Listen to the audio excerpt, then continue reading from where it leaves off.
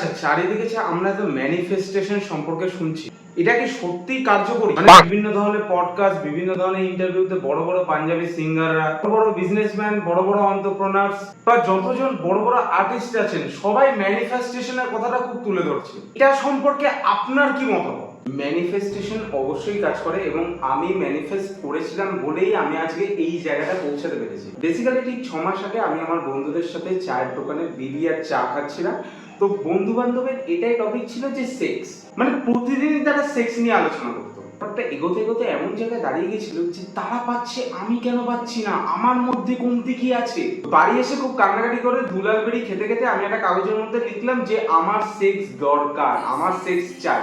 Manifestation হচ্ছে এমন একটা জিনিস, তুমি যখন মন থেকে কোনো কিছু চাও, ইউনিভার্সের এমন একটা পাওয়ার তোমাকে সেই জিনিসটা এনে দিতে বাধ্য। তখনই ঠিক রাতের দিকে 11:30টার সময় আমাকে রাজাদা বলে একজন ফোন করলো, কথাবার্তা বললাম। আমি বিষয়টা বললাম যে দাদা, সবাই এই বিষয়টা নিয়ে কথাবার্তা বলে, আমি কিছু ইন্টারফেয়ার করি না, আমি ভার্জিন বলে আমাকে এখনো খিল্লি করে, সবাই আমাকে নিয়ে মজা করে, তো এই বিষয়টাই কি করে। তখন বললো, দেখ তুই চুপ পাগলুদের মতো করিস না, তুই ফ্লার্ট করবি, তুই এ করবি, তুই সময় দিবি, এগুলোই কিছু পাবি না।